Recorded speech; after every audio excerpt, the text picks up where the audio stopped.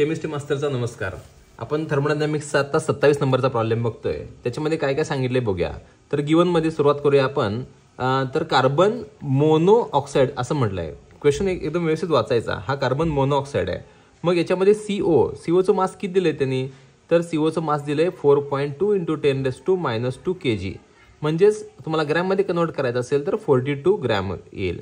आणि सीओचं molar mass किती आहे. तर कार्बनचं असते 12 आणि ऑक्सिजनचं असते 16.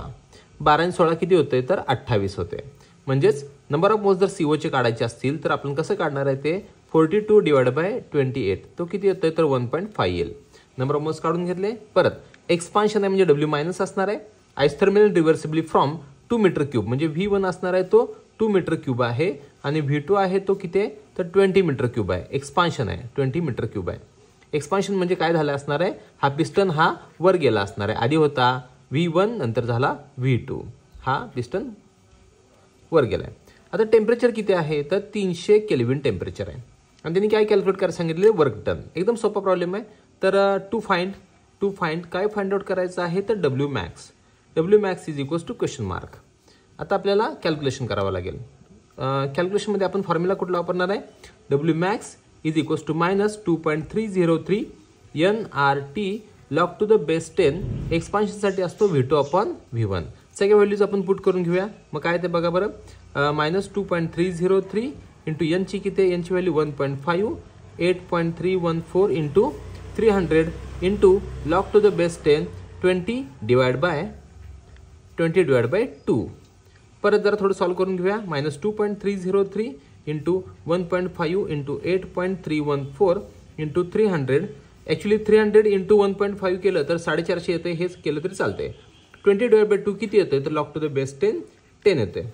मग अनेकदा लिहायचं -2.303. इथं आळस करायचं नाही. कारण का कधीतरी इथं लॉग बघताना कन्फ्युजन होते. त्यामुळे एखादी एक्स्ट्रा स्टेप लिहिली तरी चालेल. 1.5 × 10⁻314 × 300. आता मला सांगा 10चा लॉग किती येतो. 10चा कॅरेक्टरिस्टिक 1 येतो आणि लॉग येतो 000. म्हणजे ह्याचा लॉग आला. म्हणजे 1 ने मल्टिप्लाय केलं तर काय फरक पडणार नाही. म्हणजे आपल्याला 1 2 3 4 ह्या 4 व्हॅल्यूज आहेत ना. ह्या 4 व्हॅल्यूचा लॉग बघून त्यांची सम करावी लागेल. या 4 व्हॅल्यूचा लॉग बघूया आपण. मग किती येतो बघा.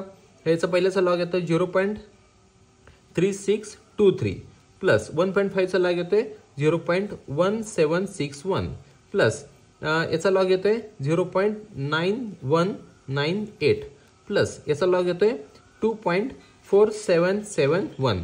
या सगळ्यांची काय करायची सम करायची आहे. किती ते सम 3539.3. याचं काय बघावं लागेल अँटीलॉग बघावा लागेल. 93चा 5 मध्ये अँटीलॉग बघायचा तो येतोय 8616.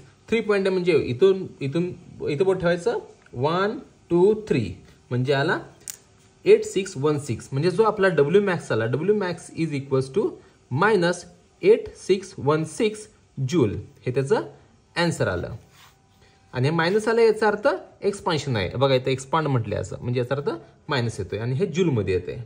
आता आपण W max कॅल्क्युलेट केला. थँक्यू.